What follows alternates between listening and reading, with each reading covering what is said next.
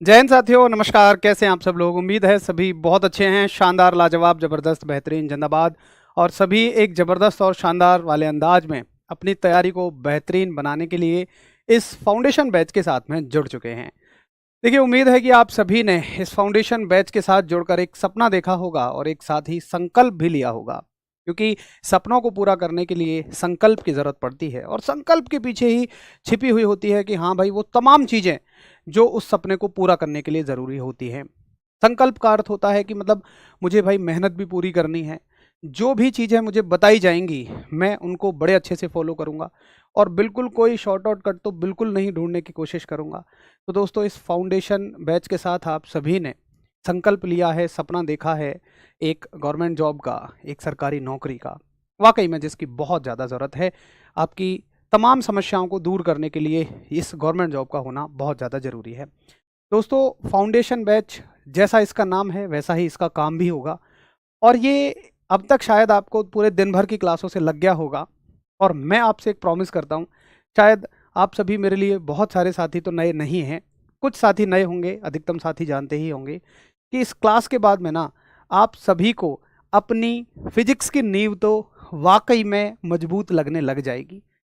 Physics आपने मुझसे बहुत क्लासों में पढ़ी होगी, बहुत सारी क्लासों में आपने सीखा होगा और मुझे लगता है कि आपने ना शायद कोई कमी छोड़ी ही नहीं होगी, बड़े अच्छे से उसको कंप्लीट कर लिया होगा। लेकिन जब मन में आता है ना कि एक एक शब्द डिटेल में पढ़ना है, तो भाई वो सिर्फ और सिर्फ तब संभव है जब हमारे पास टाइम की कुछ कम लिमिट ना हो। यानी ऐसा ना हो कि 30 दिन में कंप्लीट करना है, एग्जाम डेट आ गई 40 दिन में कंप्लीट करना है।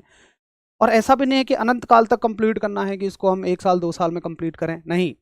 लगभग लगभग और लगभग 3 महीने में अगर हमें कंप्लीट करनी है, मतलब 2.5 से 3 महीने लगभग आप मानिए, क्योंकि बहुत तसल्ली से हम चलेंगे, बहुत आराम से हम चलेंगे। और एक एक बात को अगर सीखना हो गहराई में जाके, समय से मतलब है एक एक चीज को सीखना। जब प्रेशर होता है ना, तो बहुत सारी चीजें छूट ही जाती हैं, वो आपके एंड पे कभी नहीं पता चलता। आपको तो ऐसा लगता है भाई सारी ही चीजें कंप्लीट हो रही हैं, लेकिन हम कहीं ना कहीं इस बात को जानते हैं कि टाइम के प्रेशर में थोड़ी सी चीजें छूट जाती हैं। लेकिन जब टाइम का प्रेशर ना हो, तब आप देखते हैं कि भाई कैसा आपको चीज़ें मिलती हैं। और अभी तक शायद कोई भी ऐसा बैच नहीं था जिसमें एक टाइम का प्रेशर ना हो सिवाय इस बैच के। तो फाउंडेशन बैच में ना मैं बहुत ज़्यादा बातें नहीं बोल रहा हूँ। जितने इस क्लास के लिए मैंने मेहनत की है ना, मैं परसों से लगा हुआ हूँ इस क्लास के लिए। और मेहनत तो सभी क्लासेस में होती ही है, लेकिन इसमें आपको विशेष रूप से देखने को मिलेगी।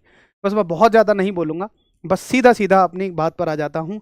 और मैं प्रॉमिस कर रहा हूँ आपसे कि क्लास के बाद में ना आपकी फिजिक्स की फाउंडेशन वाकई में जम चुकी होगी। तो फटाफट से मैं बस चीज़ों को आपको बता रहा हूँ कि क्या क्या चीज़ें हैं, और मैं भी उत्सुक हूँ उन सभी चीज़ों को दिखाने के लिए जो मैंने इस बैच में रखी हैं। देखो, पहले फटाफट से इंट्रोडक्शन देख लेते हैं कि भाई ये फाउंडेशन बैच है आपका, रेल फाउंडेशन बैच, जिसमें आपको स्पेशली रेलवे के हर एक एग्ज़ाम के लिए तैयार किया जाएगा। वैसे तो आप इससे बाकी किसी भी एग्ज़ाम के लिए पढ़ सकते हैं, लेकिन स्पेशली इसका फोकस रहेगा रेलवे के एग्ज़ाम्स पर। तो रेलवे के एग्ज़ाम्स में साइंस का आपको पता ही है कि भाई एक बड़ा मेजर रोल है, एक अच्छी खासी स्तर की साइंस पूछी जाती है। तो वो साइंस आपकी यहाँ कवर हो जाएगी। और मैं फिर से रिपीट कर रहा हूँ कि मैं शायद बहुत सारे साथियों के लिए तो नया नहीं हूँ, तो जिनके लिए मैं नया नहीं हूँ उनसे मुझे कुछ कहने की आवश्यकता नहीं है। और जिनके लिए मैं नया हूँ, फिर वो मेरे शायद शब्दों पे भरोसा भी ना करें, क्योंकि अपने बारे में कौन ही बेकार कहेगा। वो शायद आज की क्लास से कॉन्फिडेंस पा जाएंगे कि ठीक है भाई, इस क्लास के बाद मेरी साइंस में कोई समस्या नहीं रहेगी, फिजिक्स में। और इस बार एक आपकी बड़ी ख्वाहिश रहती थी कि भैया केमिस्ट्री केमिस्ट्री केमिस्ट्री के साथ भी आप आओ, हालांकि वो मेरे ऊपर एक जिम्मेदारी भी है। तो केमिस्ट्री में भी आपकी कोई समस्या नहीं रह जाएगी, लेकिन केमिस्ट्री वाला पार्ट शुरू होगा फिजिक्स के बाद में। तो चलिए, बगैर ज़्यादा बातें किए हुए मैं सीधा कर्मों पे आता हूँ।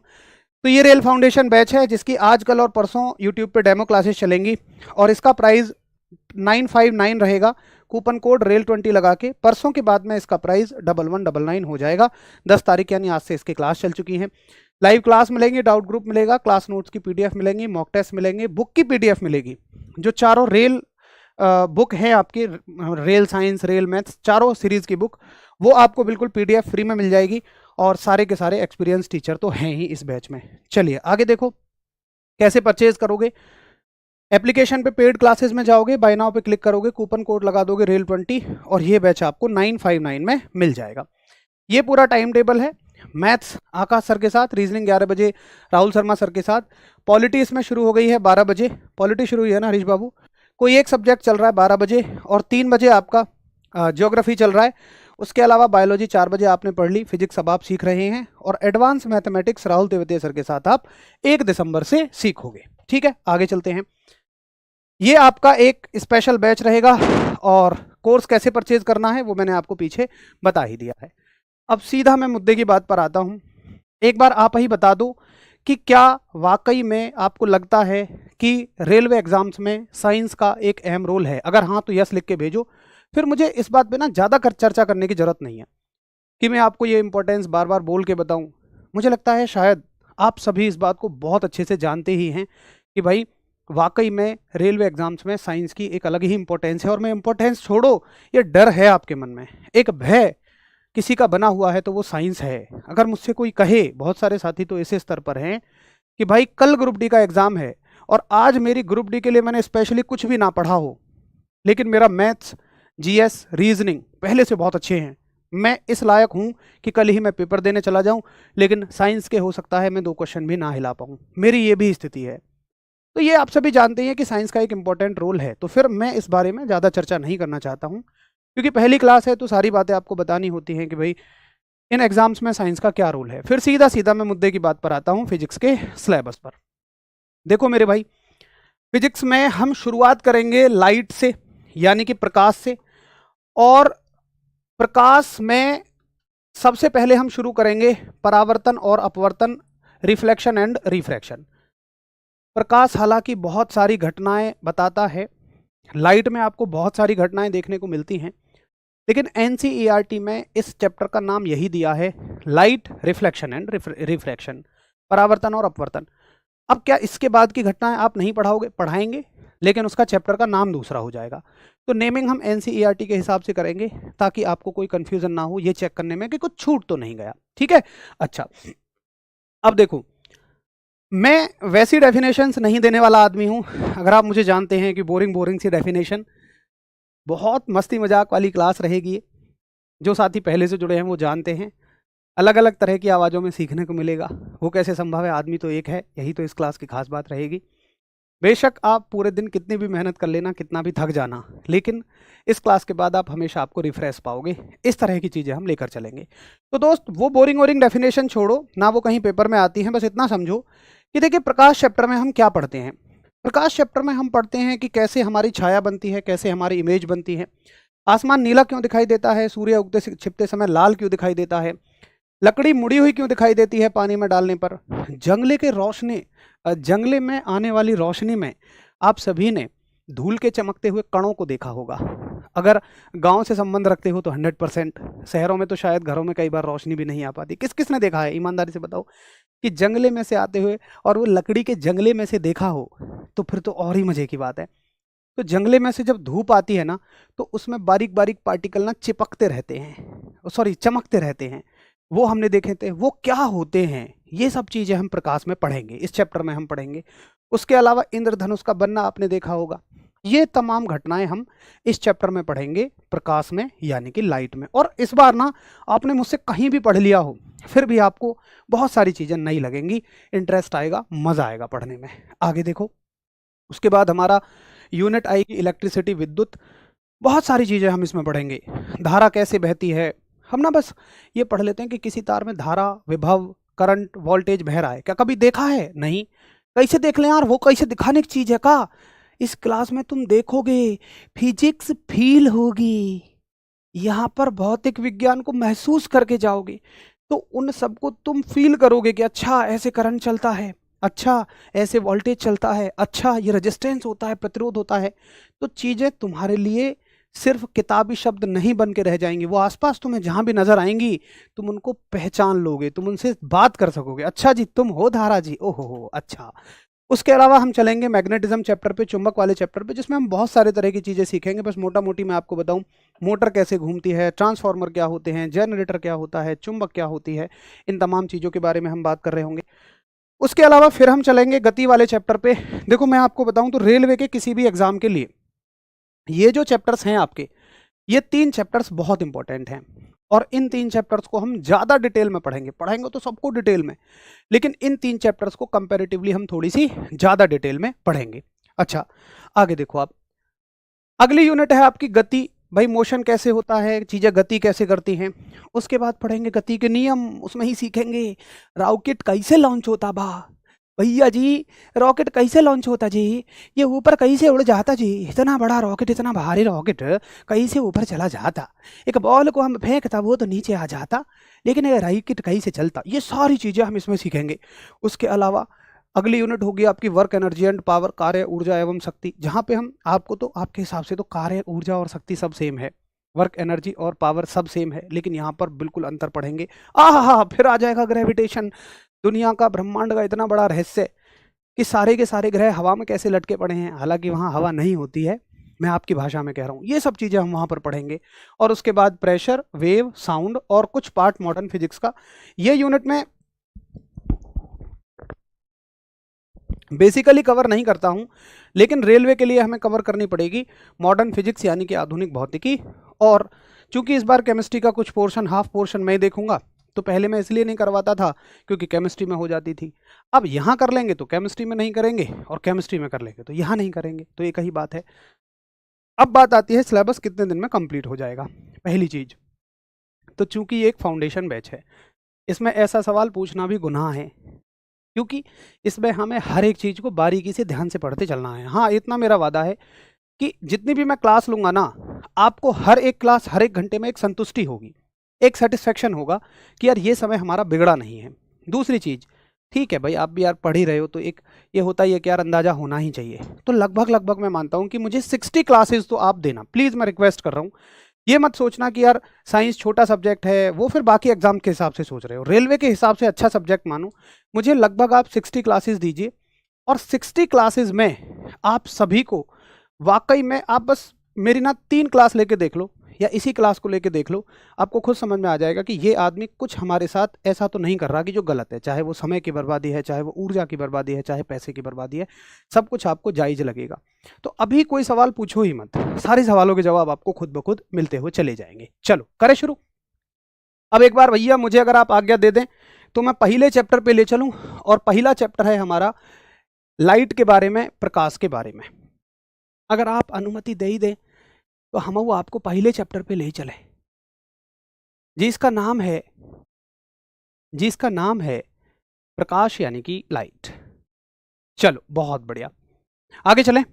देखिए, अरे भैया उल्टा उल्टा काय चलता भाई, तो चलते हैं पहले चैप्टर पे जिसका नाम है लाइट।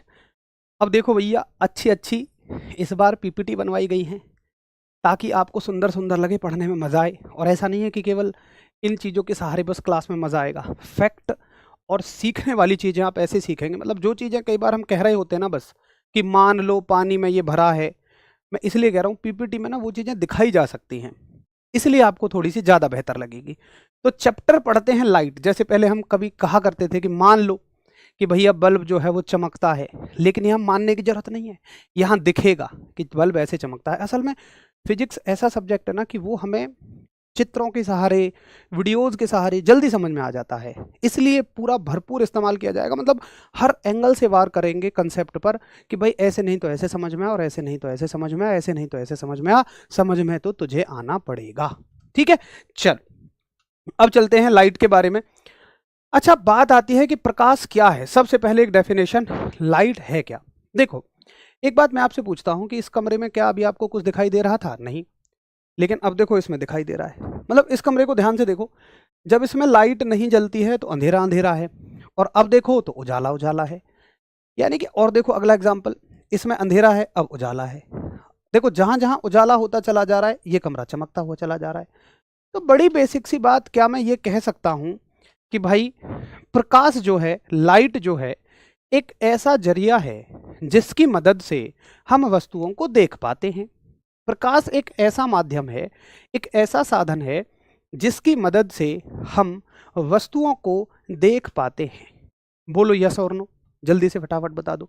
तो पता है, ऐसे चीज़ें देखने से, वीडियो की मदद से, इन सब चीज़ों की मदद से वो ना थोड़ी सी आसान बन जाती है हमारे लिए। तो इस तरह की चीज़ें हम क्लास में रखेंगे। चलो, तो मैंने लिखा कि भाई प्रकाश क्या है, तो डेफिनेशन, अब देखो ये तो समझने वाली चीज़ होगी, लेकिन एग्जाम में आने वाली चीज़ क्या है भाई? एग्जाम में ये वीडियो थोड़ी ना आएगी, एग्जाम में तो ये चीज़ें आएंगी। तो प्रकाश क्या है साथी? प्रकाश एक ऊर्जा का रूप है। पहला सवाल तैयार हो गया। प्रकाश क्या है? एक ऊर्जा है, एनर्जी है, जो हमें वस्तुओं को देखने में सक्षम बनाता है। ये कैसा चलता है? ये सीधी रेखा में चलता है। तुम एक टॉर्च जलाओ तो क्या ऐसन होगा कि टॉर्च की जो लाइट है, भैया जी ये टॉर्च का लाइट ऐसे ऐसे जाता, क्या ऐसा होगा कि टॉर्च में से रोशनी निकली और सांप बन के जाएगी? नहीं भैया, टॉर्च की रोशनी बिल्कुल कैसे जाएगी? सीधी सीधी जाएगी। तो जहां से जो सवाल बन सकेगा वो मैं आपको मार्क कराता हुआ चलूंगा। तो प्रकाश एक ऊर्जा का रूप है, सीधी रेखा में चलता है और विभिन्न पदार्थों के द्वारा ये परावर्तित भी होता है, अपवर्तित भी होता है और अवशोषित भी होता है। देखो, परावर्तित का मतलब क्या होता है वो हम आगे सीखेंगे, हालांकि डिटेल में। अभी सिंपल सीखो। जैसे मान लीजिए कि इस फोन पर, मेरे फोन पर लाइट पड़ रही है, तो होता क्या है, हर एक वस्तु के द्वारा, अभी आप गहराई में मत जाना कि दर्पण, लेंस, कुछ नहीं, सिंपल कोई वस्तु सोचो, प्रकाश पड़ रहा है। मान लो मैं कहता हूं 100 प्रकाश आके पड़ा, ठीक है, 100 किरणें आके पड़ी, ये मान लो।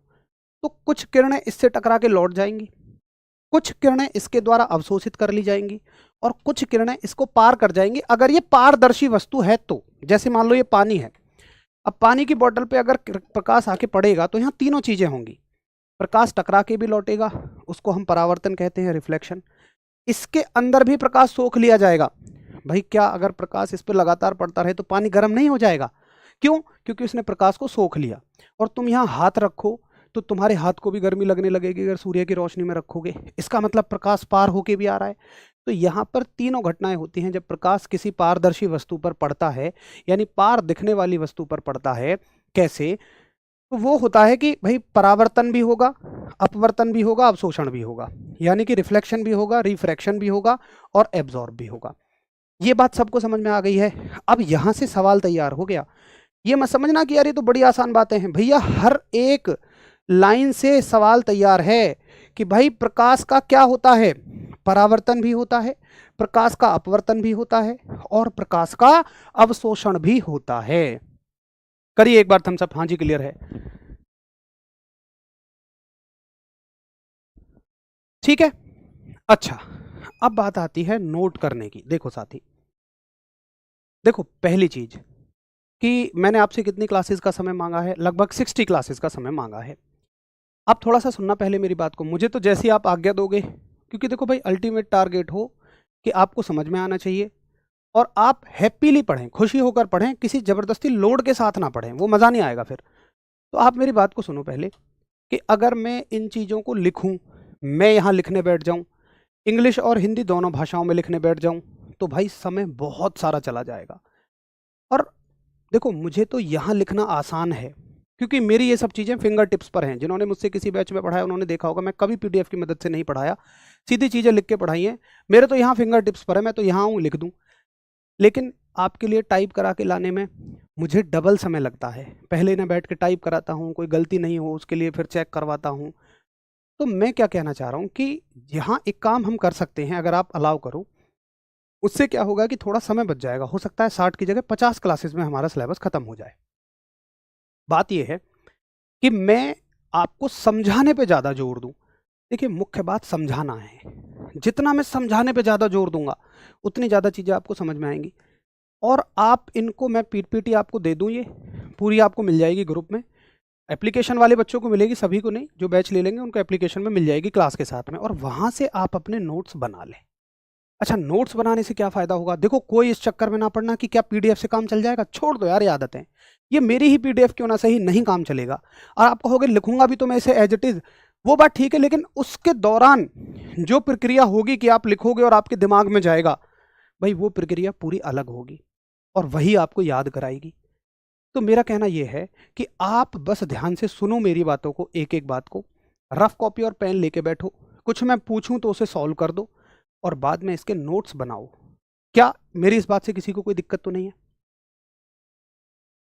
भाई मैं तो देखो लिख के पढ़ा दूंगा, लेकिन मान लेना कि उसमें समय की बर्बादी है। बस तुम मुझे एक बात ये सोचो, जो साथी कह रहे हैं लिख के पढ़ाओ, अगर मैं इस चीज को लिखूं कि प्रकाश ऊर्जा का एक रूप है जो हमें वस्तुओं को देखने में सक्षम बनाता है, यह सीधी रेखा में यात्रा करता है और विभिन्न पदार्थों द्वारा परावर्तित, अपवर्तित और अवशोषित होता है, इसी में मुझे कम से कम 3 मिनट लगेंगी और 3 इसमें, तो 6 मिनट एक टॉपिक में खामखा चली जाएंगी।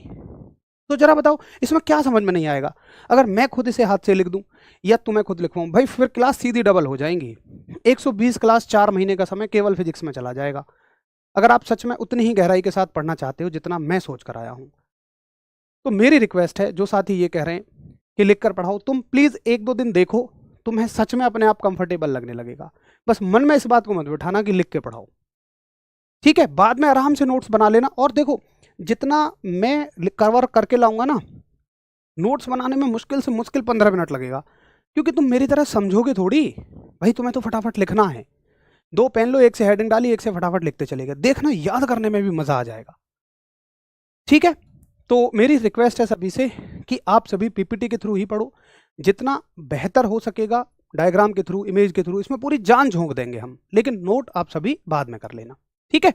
चलो, तो ये इससे सवाल बनता है, 3 सवाल बनेंगे कि प्रकाश क्या है? एनर्जी का एक रूप है जो हमें वस्तुओं को देखने में सक्षम बनाता है, यह सीधी रेखा में यात्रा करता है और विभिन्न पदार्थों के द्वारा परावर्तित, अपवर्तित और अवशोषित होता है, ठीक है? चलो आगे चलें। ये हमने चीजें कवर कर ली, ये भी कवर कर लिया। अब थोड़ा सा आगे चलते हैं।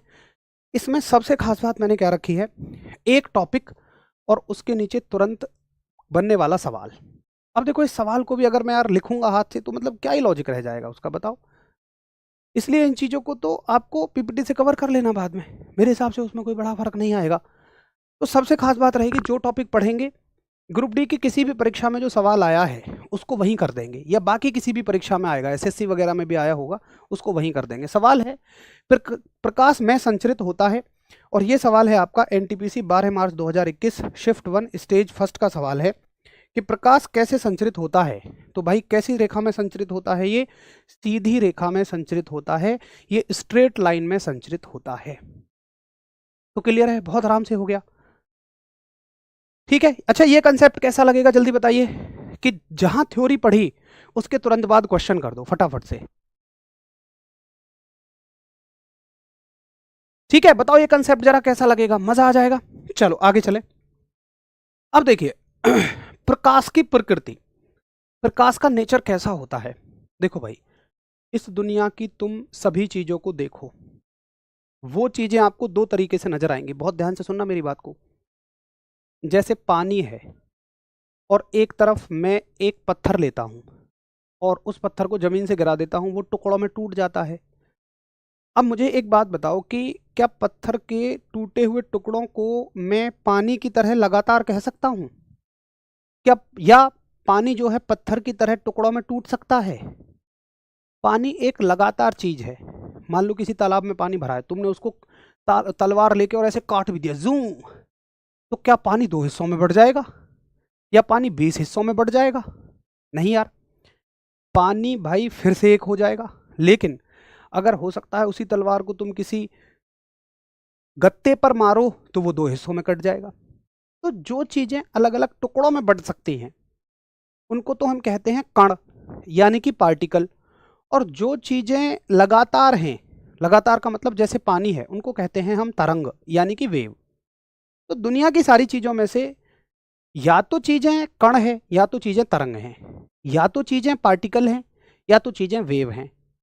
ऐसी कोई दुनिया की चीज नहीं है कि जो दोनों तरह का व्यवहार रखती हो, सिवाय किसके? सिवाय प्रकाश के, यानी कि लाइट के। लाइट दोनों तरह की प्रकृति दिखाती है। ये बहुत इंपॉर्टेंट सवाल है, ये आपको और ज्यादा गहरा समझ में आएगा जब हम तरंग पढ़ रहे होंगे और आधुनिक भौतिकी पढ़ रहे होंगे। तरंग में तरंग पढ़ेंगे चैप्टर में, और आधुनिक भौतिकी में हम कण यानी पार्टिकल के बारे में पढ़ेंगे। अभी बस हल्का सा आइडिया ये रखो कि भाई प्रकाश जो है ना, वो ये सवाल बनेगा, तरंग और कण दोनों के रूप में व्यवहार करता है, और प्रकाश का यह द्वैध प्रभाव, ये द्वैध, द्वैध का मतलब होता है डुअल, 2 तरह का स्वभाव तरंग कण द्वैतता कहलाता है। तो कोई पूछे कि प्रकाश का स्वभाव कैसा होता है, तो प्रकाश दोनों तरह का स्वभाव प्रदर्शित करता है। प्रकाश तरंग कण द्वैतता दर्शाता है, प्रकाश पार्टिकल भी है और प्रकाश वेव भी है। कैसे देखोगे? अच्छा चलो, तो इसके बारे में डिटेल में हम वहां पढ़ेंगे। अब यहां से भी एक सवाल तैयार हो सकता है। अब थोड़ा सा और आगे चलो। प्रकाश की गति को सर्वप्रथम किसने मापा, सवाल आएगा। तो भाई आप उत्तर करोगे कि भैया जी प्रकाश की गति को सर्वप्रथम ओले रोमर साहब ने 1676 ईस्वी में मापा। ओले रोमर साहब ने 1676 ईस्वी में प्रकाश की गति को सबसे पहले मापा। अच्छा, उन्होंने कैसे मापा? तो मापने के लिए बृहस्पति के चंद्रमा आयो के ग्रहणों का उपयोग किया था। देखो एक बात समझना कि बहुत सारी चीजें ऐसी होंगी उनमें हमें ये नहीं जानना कि कैसे किया था। वो सवाल कभी आपसे ये नहीं पूछेगा कि उन्होंने बृहस्पति का जो चंद्रमा है आयो, ये आपने ज्योग्राफी में पढ़ा होगा कि जुपिटर के बहुत सारे मून हैं, उनमें से एक मून है आयो।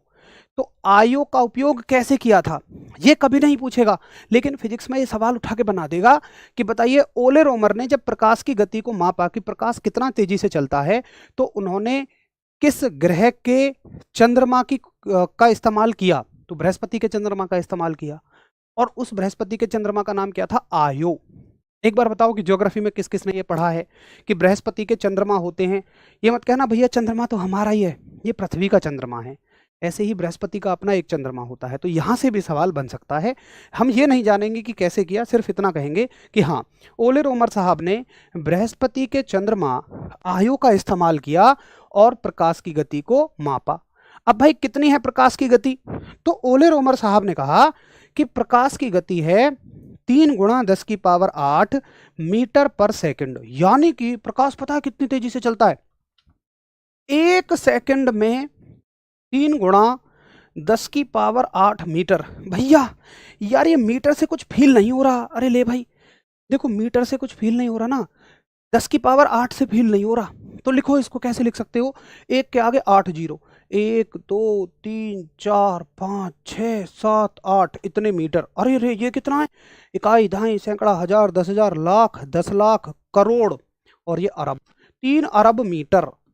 1 सेकंड में 3 अरब मीटर। 1 सेकंड में 3 अरब मीटर। तो समझ रहे हो? देखो इसको अगर किलोमीटर में लिखो ना भाई, किलो का मतलब 3 होता है, वो हम आगे और सीख लेंगे। तो 3 जीरो गायब कर दो, फिर किलोमीटर बन जाएगा। तो कितनी जीरो होंगी? 5।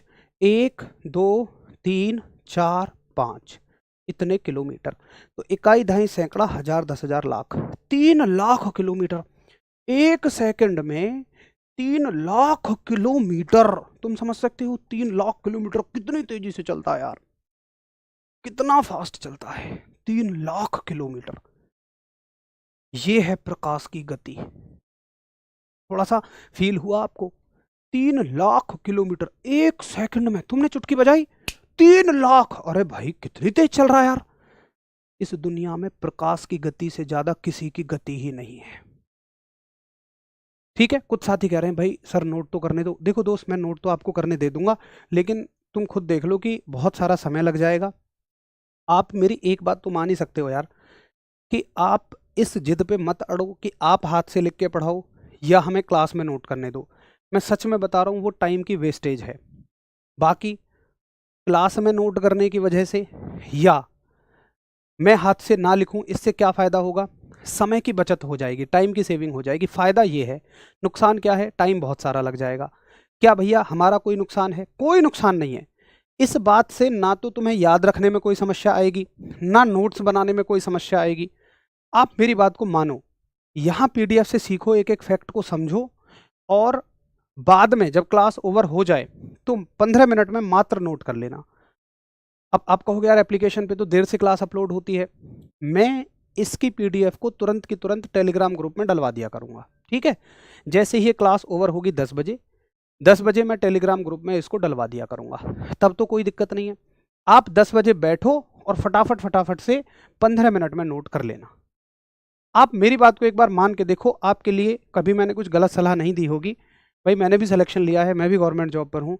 मैं जानता हूँ कि किन तरीकों से समय की बचत हो सकती है, किन तरीके हमारे लिए ज़रूरी हैं। अगर यहाँ क्लास में मेरा लिखना या नोट करना आपका जरा सा भी फायदेमंद होता तो वो मैं ज़रूर कर देता। तो इस चीज़ को मन से निकाल के फेंक कर थोड़ा सा समझने पे फोकस करो। ठीक है, अच्छा ये चीज़ मुझे समझ में आ गई, तीनों फैक्ट समझ में आ गए। अब देखो सवाल आता है कि चलो ये कहाँ होती है भाई प्रकाश की गति? 3 × 10⁸ तो ये होती है निर्वात में, यानी कि वैक्यूम में। भैया ये वैक्यूम क्या बवाल है यार, निर्वात क्या बवाल है यार। देखो हमारी पृथ्वी से अगर आप आसमान में ऊपर उठना शुरू करो तो पृथ्वी की सतह से ऊपर आपको वायुमंडल मिलेगा, ठोस द्रव गैस सॉलिड लिक्विड गैस, इतना तो सब जानते ही हैं। तो आपको पृथ्वी पर क्या दिखता है, सॉलिड भी दिखेगा, लिक्विड भी दिखेगा, गैस भी दिखेगा। लेकिन जैसे जैसे पृथ्वी से साथी आप ऊपर उठोगे तो केवल क्या बचेगी, हवा बचेगी, यानी कि गैसें बचेंगी। भाई पृथ्वी की सतह से ऊपर ऐसा तो है नहीं कि लोहा है हवा में या कोई पानी है, और हवा भी कहाँ तक मिलेगी, 12 किलोमीटर तक। 12 किलोमीटर बाद कुछ भी नहीं है, ना कोई सॉलिड है, ना लिक्विड है, ना गैस है, ना ठोस है, ना द्रव है, ना गैस है। और जहाँ ना कोई ठोस हो, ना कोई द्रव हो, ना कोई गैस हो, उसको क्या बोलते हैं हम, उसको वैक्यूम बोलते हैं, उसको निर्वात बोलते हैं। तो निर्वात आपको समझ आया कि निर्वात का मतलब है जहाँ कुछ भी ना हो। तो प्रकाश वहाँ चलना पसंद करता है जहाँ कुछ भी ना हो, क्योंकि अगर आप उसे मान लो पानी में चलाओगे या किसी ठोस में चलाओगे या किसी गैस में चलाओगे, गैस का मतलब हवा ले लो, कुछ भी ले लो, तो वो रुकावट है उसके लिए, उसमें उनकी चाल कम होगी ही होगी। अब देखो हवा में चाल इससे थोड़ी सी कम होती है, तो लगभग हम ये मान लेते हैं कि भाई निर्वात और हवा दोनों में प्रकाश की चाल 3 × 10⁸ होती है। लेकिन कहने के लिए याद रखना कि हवा में थोड़ी सी कम होती है, बट पेपर में लिखने के लिए कहो कि भाई हवा में और निर्वात में लगभग बराबर होती है। ठीक है, तो आप कहोगे the speed of light in vacuum, और वैक्यूम के साथ मैं यहां जोड़ दूंगा क्या, एयर, कि भाई कितनी होती है, 3 × 10⁸। अच्छा चलो तुम मुझे बताओ, तुम मान के चलो एक सड़क पे दौड़ रहे हो, डुग डुग डुग डुग डुग डुग डुग डुग। अब वो सड़क है मान लो एक नहर के किनारे, मैं आया और मैंने तुम्हें उठाया और मैंने तुम्हें पानी में डाल दिया, तो तुम्हारी चाल कम हो जाएगी या ज़्यादा हो जाएगी, जरा एक बात बताओ। कि क्या करें, मेरा एएलपी में सिलेक्शन हो गया है सर आपकी वजह से। भाई दोस्त बहुत सारा कॉन्ग्रेचुलेशंस ओम भाई आपको, और मैं इसमें ये कहूँगा कि इसमें मेरी कोई वजह नहीं है, सब आपकी मेहनत है दोस्त, सब आपका एक कठिन स्ट्रगल होता है, मैं समझ सकता हूँ, मेहनत के लिए बहुत कुछ आपने त्यागा होगा, लेकिन एट द एंड वो सपना, वो ख्वाहिश जो आपकी आपकी फैमिली की होगी, आपको अपने आप को सफल होते देखने की, आपके परिवार को, आपके बच्चे को सफल होते देखने की, वो वाकई में पूरी हुई। बहुत सारी शुभकामनाएं आपको। हाँ तो क्या होगी भैया, स्पीड कम हो जाएगी। ऐसे ही जब प्रकाश को तुम किसी लिक्विड वगैरह में डुबोते हो, या तुम कहो भैया लिक्विड में चल, मतलब प्रकाश के रास्ते में तुमने पानी रख दिया या कोई ठोस ले जाकर रख दिया, फोन रख दिया मेरा, तो प्रकाश चलेगा तो इनमें भी, लेकिन कम स्पीड के साथ में चलेगा। लगभग पानी में प्रकाश की चाल 2.25 × 10⁸ हो जाएगी। देखो निर्वात में कितनी है, 3, ठीक है 3, और यहाँ कितनी है 2.25, कांच में लगभग कितनी हो जाएगी, 2। तो ये हम चीजें और आगे पढ़ेंगे, ये जस्ट मैं आपको एक अंदाजा दे रहा हूँ, ये मैं बस आपको एक आइडिया दे रहा हूँ। ये कुछ फैक्ट हैं जो ज्योग्राफी में भी आपने पढ़े होंगे प्रकाश से रिलेटेड, कि सूर्य से पृथ्वी तक पहुंचने में प्रकाश के द्वारा लिया गया समय लगभग कितना होता है, 8 मिनट 20 सेकंड होता है। और चंद्रमा से टकराकर प्रकाश को जब पृथ्वी तक आता है तो 1.28 सेकंड का समय लेता है। देखो अगर रोशनी डायरेक्टली आ रही है पृथ्वी पर तो 8 मिनट 20 सेकंड, बट भाई चंद्रमा से भी तो टकरा कर आ रही है, चंद्रमा के पास अपनी रोशनी नहीं है। आप ये बात जानते हैं? अगर हाँ तो एक बार यस लिखो। चंद्रमा किसकी रोशनी से प्रदीप्त होता है? सूर्य की रोशनी से। और सूर्य की रोशनी उस पर टकराने के बाद में हमारे यहाँ तक जो आती है वो समय लेती है 1 मिनट 28 सेकंड। अब तुम कहोगे यार ये तो ज्योग्राफी वाले सवाल हैं। भैया ये सवाल भी साइंस में पूछे गए हैं। अगर हम कहते हैं ना कई बार, जब भैया बहुत मुश्किल पेपर बनो यार, ऐसा पेपर ना देखो मैंने कहीं भी, तो वो ऐसे सवाल होते हैं। फाउंडेशन का मतलब है कुरेद कुरेद के पढ़ना, जो सब संभव हो वो पढ़ो। ऐसा नहीं है कि कुछ भी अंटशंट, भैया कुरेद कुरेदने का मतलब इतिहास पढ़ लेंगे इसमें, नहीं, जो फिजिक्स से रिलेटेड है। मतलब पेपर चाहे आसान आए, मध्यम आए, हार्ड आए, जैसा भी आए, अब पेपर की चिंता नहीं करनी है, ना एग्जाम की चिंता करनी है कि किस तरह के एग्जाम के लिए है, हर चीज बिल्कुल बारीकी बारीकी से। ठीक है, चलिए अगली बात है, सवाल आ गया कि इतिहास में ओले रोमर ने पहली बार प्रकाश की गति को किस वर्ष मापा था? एनटीपीसी टियर 1 27 अप्रैल 2016 शिफ्ट 1 का सवाल है। तो देखो इसका उत्तर यहां मिल जाएगा कि सन 1676 ईस्वी में ओले रोमर साहब ने प्रकाश की गति को मापा था। तो भैया जी कब मापा था? सन 1676 में, 1676। तो जैसे जैसे हम पढ़ते चलेंगे वैसे वैसे ही क्वेश्चंस को भी कवर करते चलेंगे। ठीक है, चलो अगला मुद्दा, निर्वात में प्रकाश का वेग कितना होता है? Speed of light in vacuum. ALP और टेक्नीशियन 10 अगस्त 2018 शिफ्ट 2 का आया हुआ सवाल है कि निर्वात में प्रकाश का वेग कितना होता है? 3 गुणा 10 की पावर 8, 2 गुणा 10 की पावर 8, 3 गुणा 10 की पावर 7, 3 गुणा 10 की पावर 6। बताइए। ओ भैया, ओ भैया जी, ये दो वालों, भैया ये बी वाले कौन है? अरे यार, अभी के अभी किए हुए सवाल को गड़बड़ झाला कर दोगे भाई। अबे अभी तो बताया था ये जी, हम आपको बताया था कि प्रकाश का वेग निर्वात में 3 गुणा 10 की पावर 8 मीटर पर सेकंड होता। और देखो, वो इसको ऐसे भी लिख सकता, 3 गुणा 10 की पावर 8, नीचे के सेकंड को ऊपर ले जाएगा और सेकंड इनवर्स लिख देगा, तो 3 गुणा 10 की पावर 8 मीटर सेकंड इनवर्स, 3 गुणा 10 की पावर 8 मीटर सेकंड इनवर्स है। तो राइट आंसर है, ऑप्शन क्या होता है? तुम तो बड़ा गड़बड़ झाला करता। हम ठोकर पहाड़ से नहीं खाते, हम ठोकर पत्थरों से खाते हैं। बड़ी चीज़ों में हम गलती नहीं करते, गलती हम छोटी छोटी चीज़ों में करते हैं, है ना। बहुत छोटी छोटी चीज़ों में हम गड़बड़ झाला कर जाते हैं, तो ऐसे मत करो। चलो भैया आगे देखें। अब देख लो भैया, प्रकाश के स्रोत, हा क्या गजब तरीके से प्रकाश के स्रोत आपको नजर आ रहे हैं कि भाई कहाँ से प्रकाश मिलता है। तो प्रकाश आपको अलग अलग तरीके से मिलता है। जैसे अगर नेचुरल तरीके से बात करें तो सूर्य, तारे, आग, इन सब तरीके से मिलता है। और अगर हम आर्टिफिशियल यानी कि जो इंसान ने चीज़ें बनाई हैं उसके हिसाब से बात करें तो इसमें बल्ब शामिल है, दीपक शामिल है, एलईडी शामिल है। एलईडी का मतलब खैर आजकल तो बेचारे इस बल्ब का जमाना ही चला गया है, पढ़ेंगे इसके बारे में। देखना क्या कह रहे हैं, यह चंद्रमा मतलब उपग्रह है क्या सर? हाँ बिल्कुल बिल्कुल गुरुवर, क्या आप ऐसे ही पढ़ाएंगे वन लाइनर और बिना लिखे? देखो साथी, पूरी थ्योरी हम कवर करेंगे यहाँ पे, बस लिखने वाला सिस्टम खत्म कर दिया है मैंने, क्योंकि वो सिर्फ टाइम की वेस्टेज है और आपको बोरिंग बनाएगा। मजा तब है कि जब लगातार कनेक्टिविटी बनी रहे। और मैं आपको बताऊं, मैं फिर रिपीट कर रहा हूं कि लिख कर ना पढ़ाने में मेरी डबल डबल एनर्जी वेस्ट होगी। मुझे पहले से लिख के लाना पड़ेगा। और होता क्या है कि जब हम आपको नोट करने के लिए दे देते हैं ना, तो हम थोड़ा सस्ता लेते हैं, या जब मैं लिख रहा होता हूँ फिर उसको नोट करने को देता हूँ तो मुझे रिलैक्स मिल जाता है।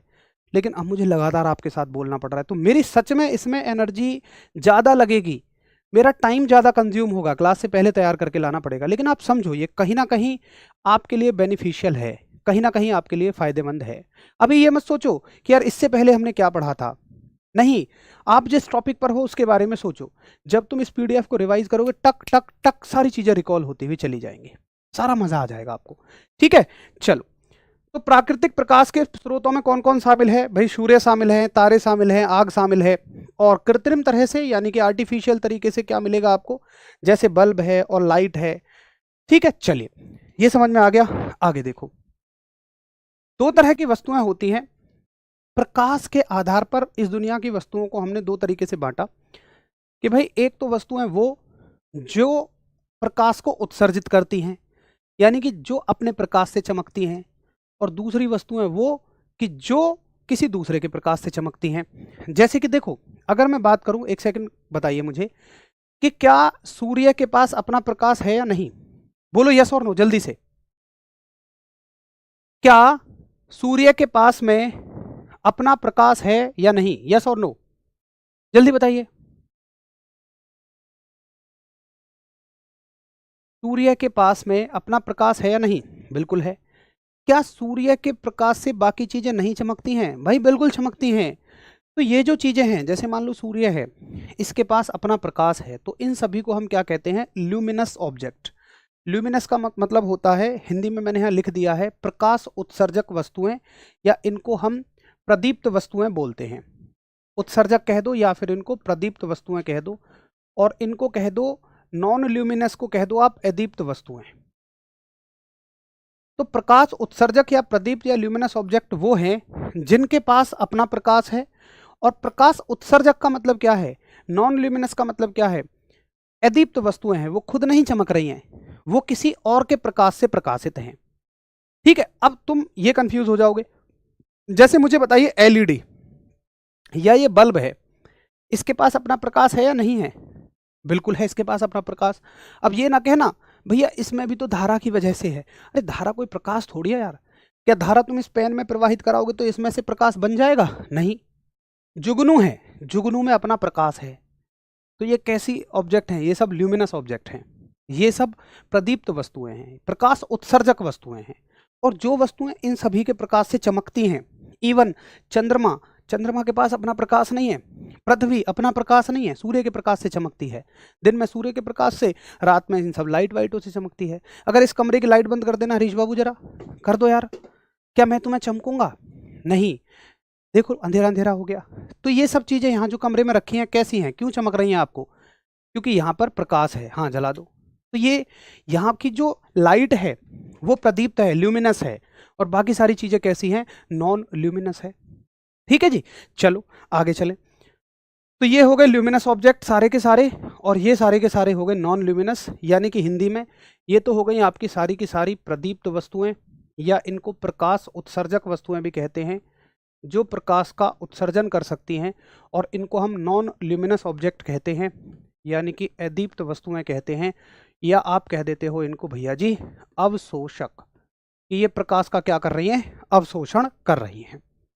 ठीक है, चलो आगे चलो, आगे देखें कि अब यहां तक प्रकाश का इंट्रोडक्शन हो गया। तो एक बार फटाफट से रिवाइज कराऊं आपको कि प्रकाश के बारे में आपको क्या क्या पढ़ना है। देखो क्या क्या पढ़ना है भाई। तो हमें पढ़ना है कि सबसे पहले प्रकाश क्या है। तो पहला सवाल, प्रकाश जो है वो एनर्जी का एक रूप है। मेरे साथ याद करते चले जाओ, प्रकाश ऊर्जा का एक रूप है, एनर्जी का एक रूप है। ये कैसे चलता है? सीधी रेखा में चलता है। उसके बाद का सवाल आता है, भैया प्रकाश हमें चीज़ों को देखने लायक बनाता है, अगर प्रकाश नहीं है तो अंधेरा है, नहीं तो फिर क्या है? उजाला है। उसके अलावा प्रकाश कैसी रेखा में चलता है, ये सवाल भी कर लिया हमने। उसके अलावा हमने देखा कि प्रकाश तरंग और कण दोनों तरह का व्यवहार प्रदर्शित करता है। मैं मानता हूँ ये बात थोड़ी सी समझ में आपको आई होगी, लेकिन आगे ये आपको पूरी समझ में आ जाएगी। उसके बाद आप देखिए प्रकाश की गति कैसी होती है, स्पीड ऑफ लाइट कैसी होती है।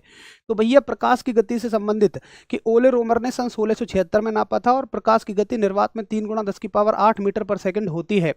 प्रकाश को पृथ्वी तक पहुंचने में 8 मिनट 20 सेकंड का समय लगता है, और चंद्रमा से आने में 1 मिनट 28 सेकंड का समय लगता है। अगला मुद्दा है, सवाल आ गया एक, इसको हमने कर लिया आराम से, ये भी सवाल कर लिया।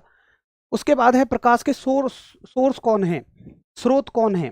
तो कुछ कृत्रिम स्रोत हैं, कुछ प्राकृतिक स्रोत हैं, कुछ आर्टिफिशियल हैं और कुछ मानव निर्मित हैं। 2 तरह की वस्तुएं इस दुनिया में पाई जाती हैं, कुछ जो प्रकाश को एमिट करती हैं, जो प्रकाश का उत्सर्जन करती हैं, और कुछ वो जो प्रकाश को अवशोषण करती हैं, यानी वो प्रकाश की मदद से किसी और के प्रकाश से चमकती हैं। उनके पास अपना कोई प्रकाश नहीं है। ल्यूमिनस ऑब्जेक्ट में शामिल हैं आपके ये तमाम चीज़ें, कि भाई ये सब प्रदीप्त वस्तुएं हैं जो जिनके पास अपना प्रकाश है, लेकिन इसके पास अपना प्रकाश नहीं है। ठीक, यहां तक बताओ कि भैया क्लियर ना हो तो।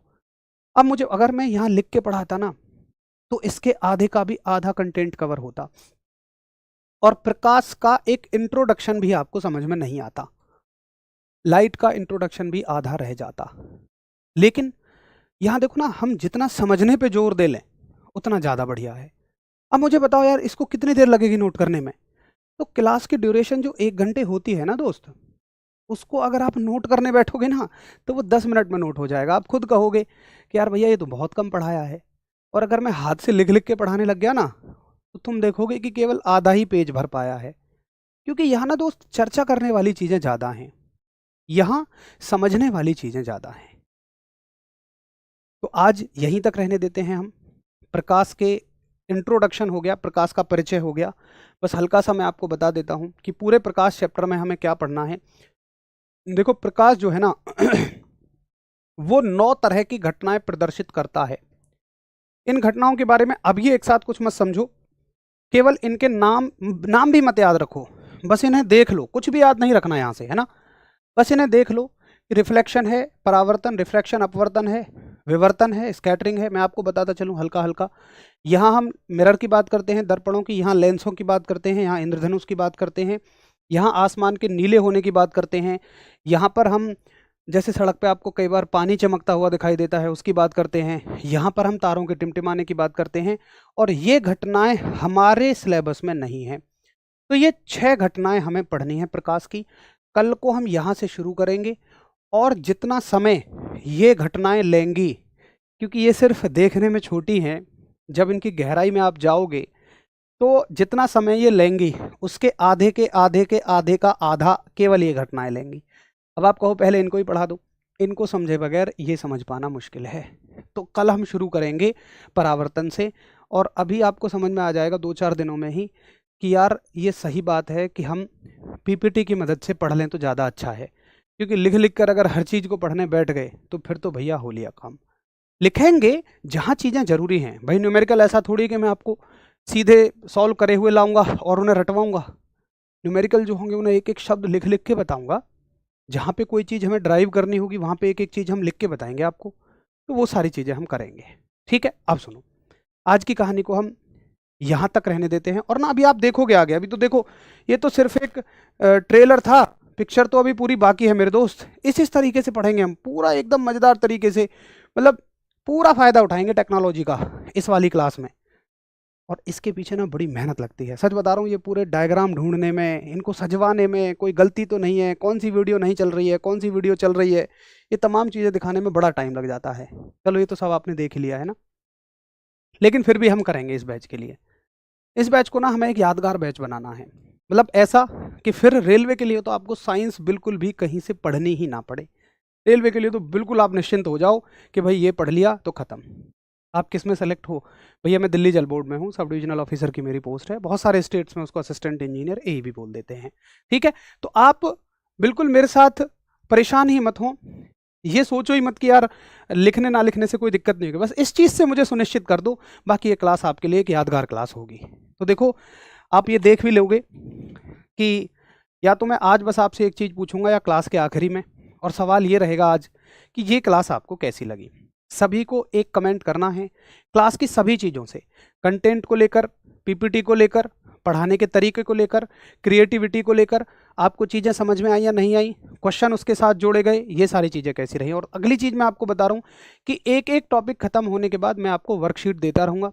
बस वर्कशीट के लिए आपको हर दिन नहीं कहना है कि हर दिन चाहिए, एक टॉपिक तो खत्म हो जाए, इतना तो हो कि उससे 10 सवाल 15 सवाल बन सकें। उसके बाद मैं वर्कशीट आपको खुद ही एप्लीकेशन पे अपलोड करवाता रहूँगा। तो अभी ये जो है आपको मिल जाएगी टेलीग्राम ग्रुप में, अगर टेलीग्राम ग्रुप बन गया होगा तो, और अगर नहीं बना होगा तो 3 दिन के बाद से टेलीग्राम ग्रुप बन जाएगा। टेलीग्राम ग्रुप में आपको ये पीडीएफ तुरंत मिल जाएगी एप्लीकेशन पे भी क्लास जाने से पहले। तो क्लास खत्म होने के बाद सभी एक कमेंट में जरूर बताएंगे ये क्लास आपको कैसी लगी। फिर हम मिलेंगे। नमस्कार, धन्यवाद, जय हिंद।